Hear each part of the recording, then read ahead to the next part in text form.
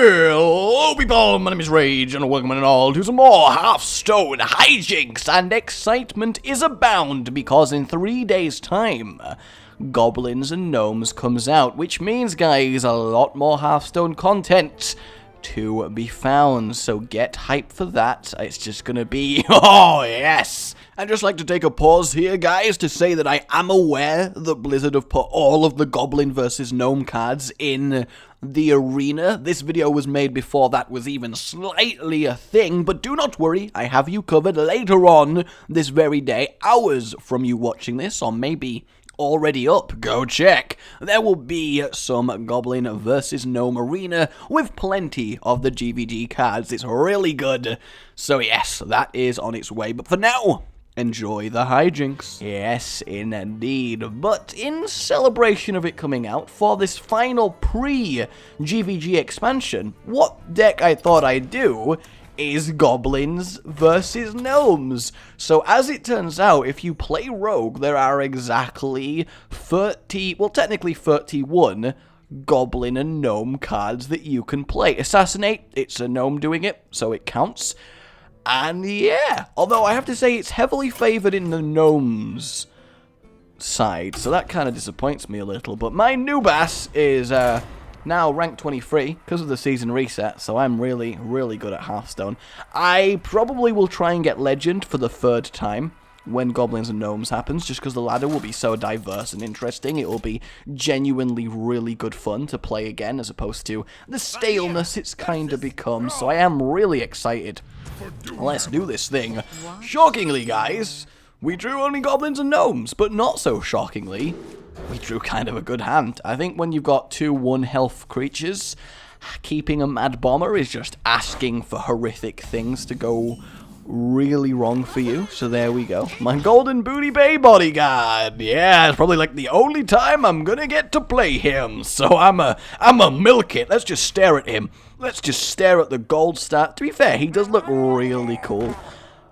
Are we facing Murloc Shaman? Is this what's happening? This is actually Murloc Shaman, everyone. So okay. I love playing at this rank. The 1/1 torn into the 3/2. Oh, it's amazing. What did he think would happen with that opening play? Can I ask? Like what did he imagine? We got the Tink Master, a gnomish engineer. He knows what's up. Perfect example of a GVG card, actually. Things often go wrong when you play him. What's his plan? The Rock Biter into attack face. I guess he's playing a rush deck and he's like, must always be doing damage. Fair play to the guy. Fair play to the guy. I mean, he's trying something. He's having a go. Who am I to say that he is wrong? I mean, he is wrong. But who am I to say it? Me. I'm me. He's just really wrong. Swore for life. I'm sorry. Please attack my 2/1. Make my day. Oh, he didn't. He actually went face. Well, I guess that is what he's trying to do, but it's just not sensible. It's just not sensible. Patient assassin. We got the other gnome in the house. Other gnome. I say other gnome. There's like 20 other gnomes in here, but don't worry about that, everybody. The hand is kind of goblin favored, but the field gnome favored, so it's free and free. So they're all getting on really well right now. But if I've got more goblins than gnomes, then the goblins are winning, and vice versa. So you got to keep an eye out for that. Otherwise, whatever will we do? Oh, you got a taunt totem. That's upsetting. Captain Greenskin is here. Actually useful. Like, I'm going to leave him stealthed, I think, and get some swinging going on. I mean, yes, it makes it more vulnerable to Lightning Storm, but at the same time, do I really need to play around literally anything here? Because I don't think it's going to happen in before it happens. Spell Power Totem into it. Oh, Murloc War Leader. Okay. Alright, we'll do Murloc War Leader. That's fine. He did actually get the Spell Power Totem. Wow. Should have totemed first if he was going to totem, as it's a much more efficient line of play. I'm going to Booty Bay and a Leper Gnome, and sacrifice that to kill that, and that on that, and that to the face. There we go. I really shouldn't be using my weapon to go face here, but I'm not worried about him getting back into this game, so I'm totally cool with doing it. What you got for me, Thrall? Can't wait to be playing Shaman again. They've got some cool cards and self-heals. They have self-heals. Playing the legendary you own, because it's like probably the only one you do. To be a young Hearthstone player full of hope in the world. And do we have lethal? I'm just going to assume that we have lethal and do that. I imagine that makes sense. Technically, the sensible idea when going for lethal there would have been to use the leper gnome on that, and I'd still do the 2 damage, but I keep my weapon.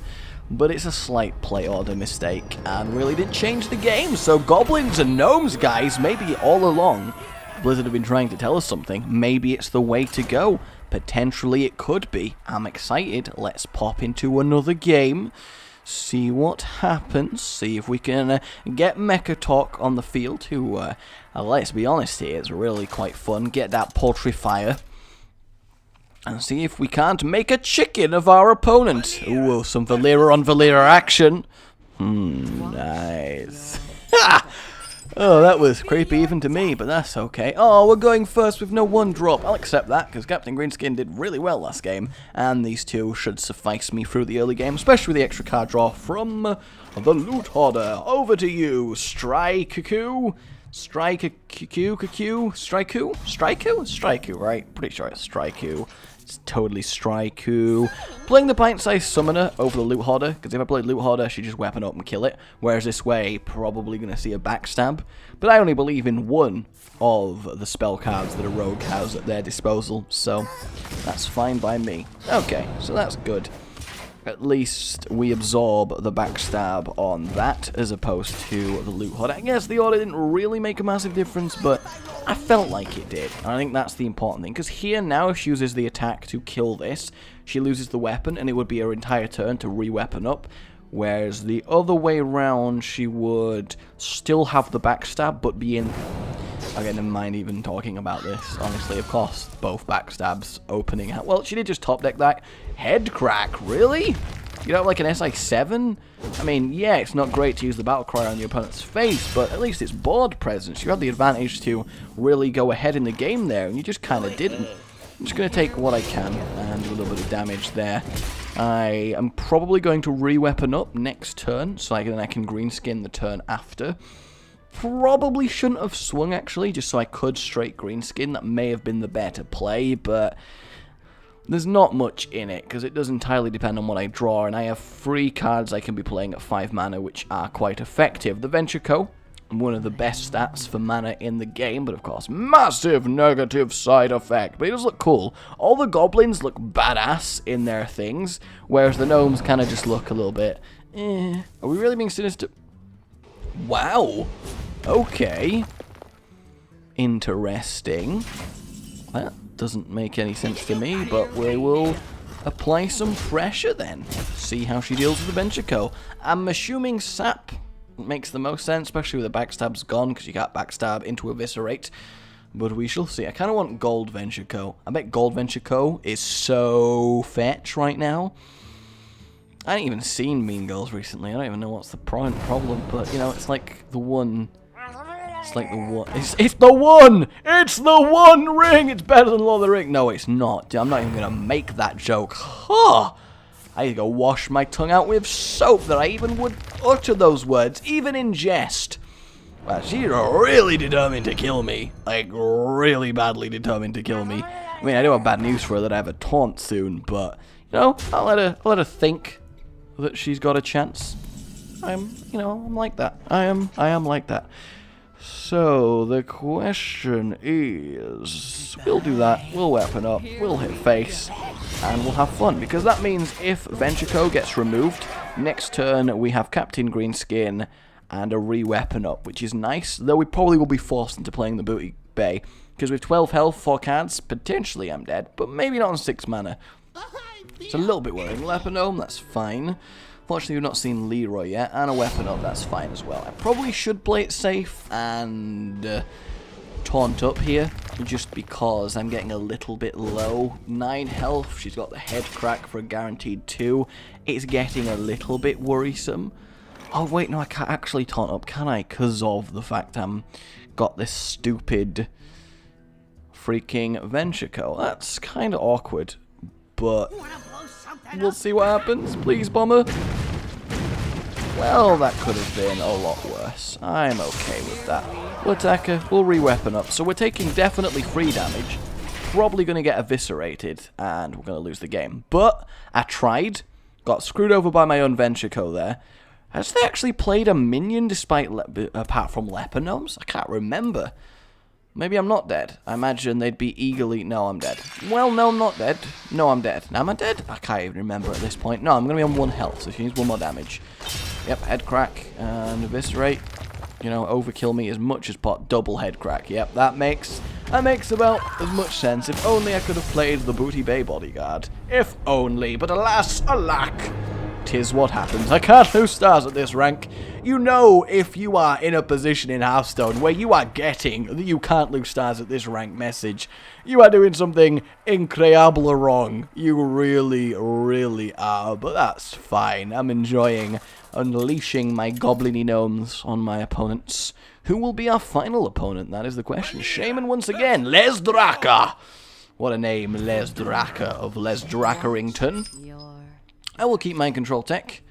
I'll keep that entire hand, actually. Really nice curve, and with totems, Mind Control Tech is a lot more likely to go off. So we've got a triple gnome, 1 goblin starting hand.